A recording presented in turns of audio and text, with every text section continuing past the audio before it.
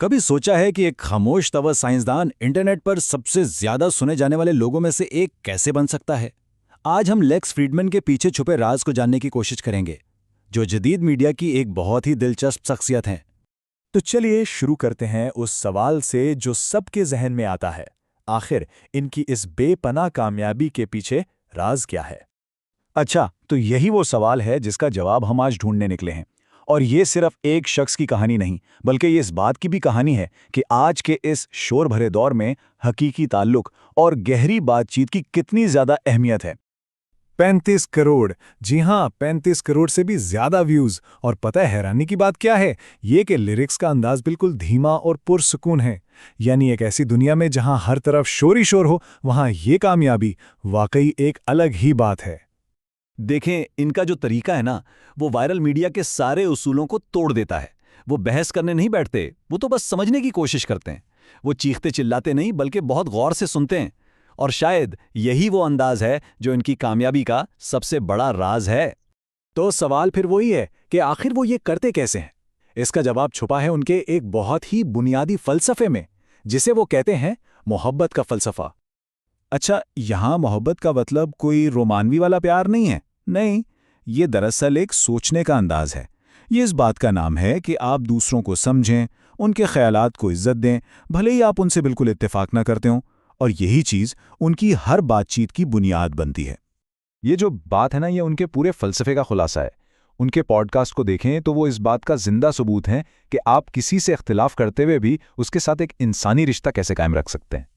तो ये कुछ असूल हैं जिन पर लेक्स हमेशा अमल करते हैं। यानी बहस करने के बजाय हमदर्दी दिखाना, किसी पर जजमेंट पास करने के बजाय तजस्सुस रखना, और बहस जीतने के बजाय सामने वाले को समझने की कोशिश करना।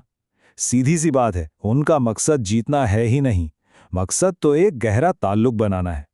तो ये तो हो गया इनका फलसफा, यानी क्यों।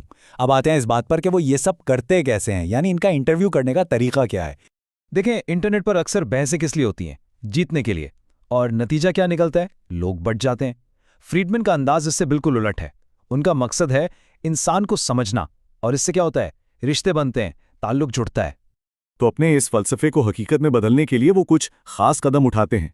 सबसे पहले वो अपने मेहमान पर बहुत गहरी रिसर्च करते हैं।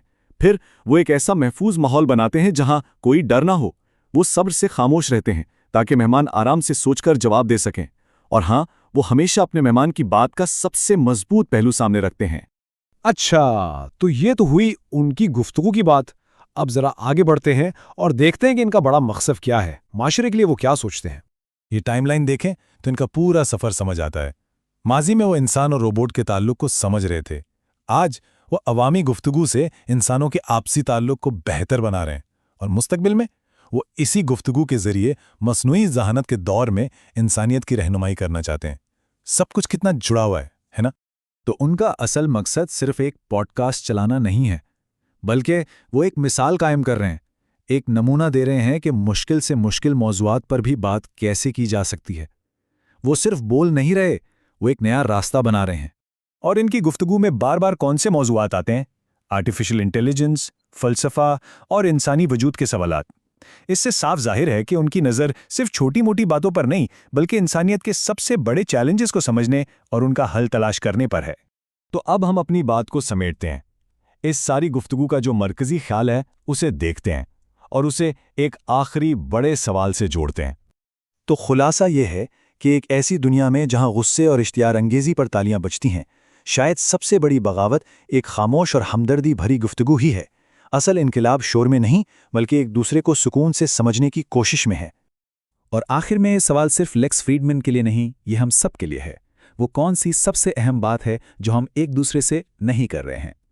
शायद इसका जवाब और उसकी शुरुआत बस खामोशी से सुनने में ही है।